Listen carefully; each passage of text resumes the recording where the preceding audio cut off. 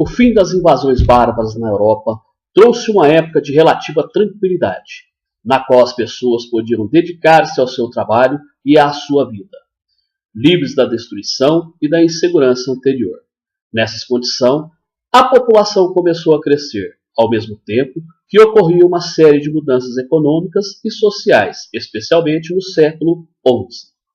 As técnicas de cultivo se aperfeiçoaram. O arado munido de rodas e de lâminas de ferro permitiu lavrar mais profundamente a terra. Graças à coleira acolchoada dos cavalos, tinha capacidade de puxar cargas mais pesadas. A foice agilizou o corte dos cereais, ampliou o uso dos moinhos de água de vento, possibilitando o aumento da produção de farinha. As culturas se diversificaram e a produção de aveia, que era consumida por pessoas e animais, cresceu. No campo, adotou-se o sistema de rotação trienal. A terra era dividida em 3 partes, e não mais em 2 como antes, e 1/3 ficava em descanso. Isso permitia obter 2 colheitas ao ano. Com a rotação da cultura, o uso do esterco no cultivo de forragens, o solo se recuperava mais rapidamente.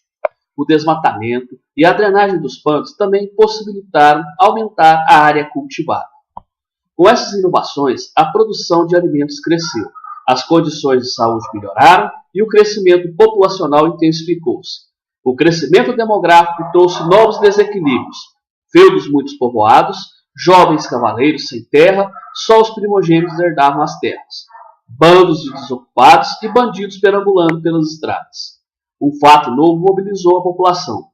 Em 1095, o Papa Urbano II convocou os cristãos para lutarem contra os muçulmanos e recuperar a Terra Santa, Jerusalém, na Palestina.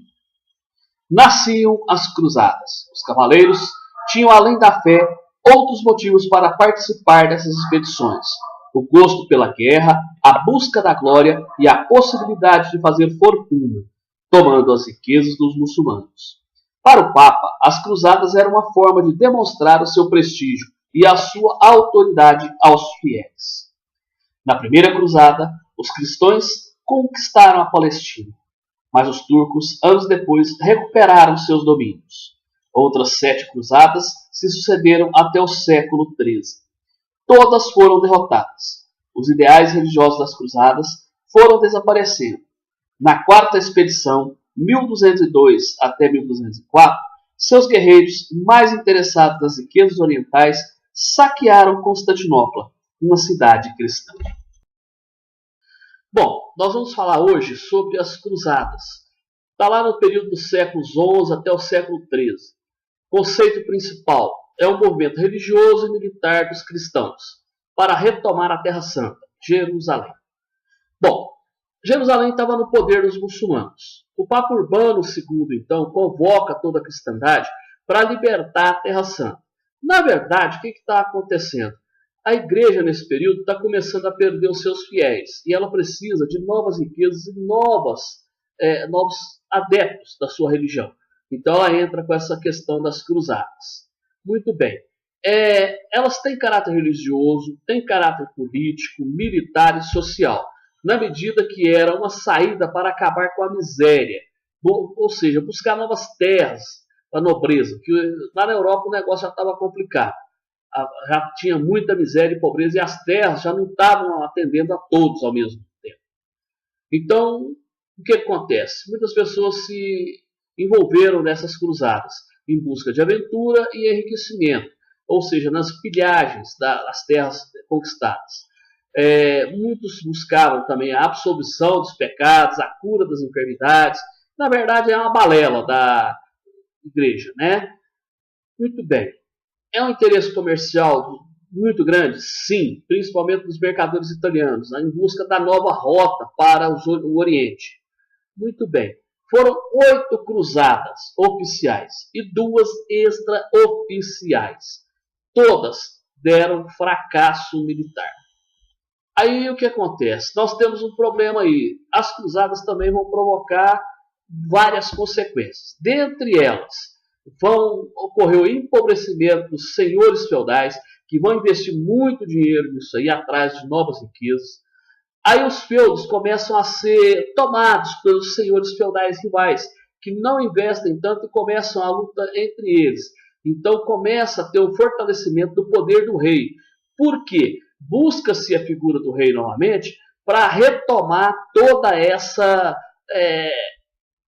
falta de centralização do poder. Aí o que acontece? Junto com isso, nós vamos ter a reabertura do Mediterrâneo, o comércio ali dentro. E aí nós vamos ter duas cidades aparecendo aí, Gênova e Veneza. Muito bem.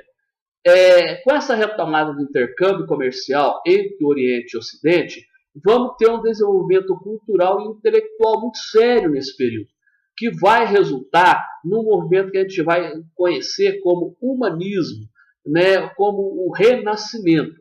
Muito bem, isso aí é uma matéria que nós vamos estar vendo próximo aí. E aí vamos estar inserindo aí dentro da Europa nesse momento novos hábitos de consumo. E aí vamos ter também o surgimento de uma classe que vai revolucionar esse período, que é a burguesia. E aí nós vamos ter, junto com essa burguesia, o renascimento comercial das cidades, das vilas, e começam agora a trocar as coisas e ter um intercâmbio maior, uma troca maior de informações. E essas transformações vão todas contribuir para a decadência do feudalismo. Nesse período também nós vamos ter uma coisa muito séria, que é a peste negra. O que é essa peste negra? Muito bem. Primeiro vamos ver onde que é a origem dessa peste. Veio da China em 1333.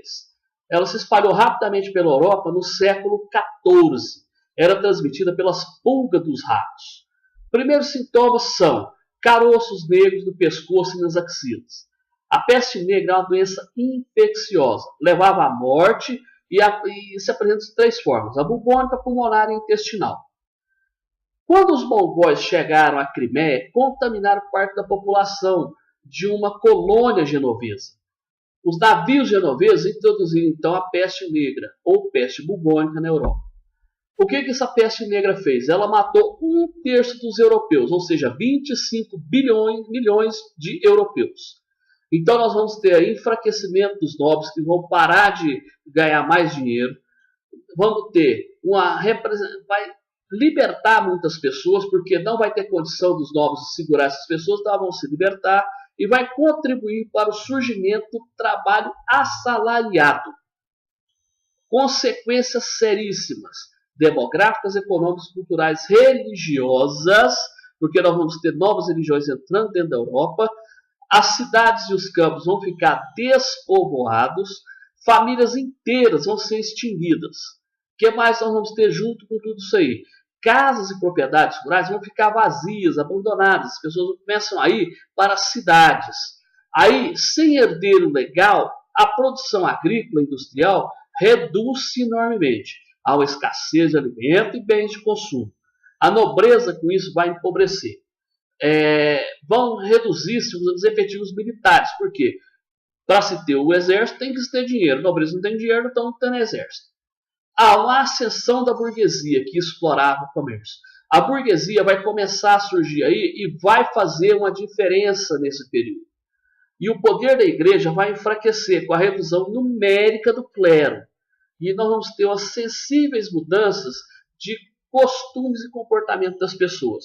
Então vamos ter o quê? Começar a ter uma modificação na Europa, onde a gente vai ter um começo de melhoramento, principalmente na higiene das pessoas. Muito bem. Agora, falando um pouquinho mais dessa classe que vai aparecer, a burguesia, essa classe burguesa vai fazer com que, literalmente, o feudalismo venha a acabar. E nós vamos estar vendo isso aí nas próximas aulas. Até a próxima aula e vamos juntos!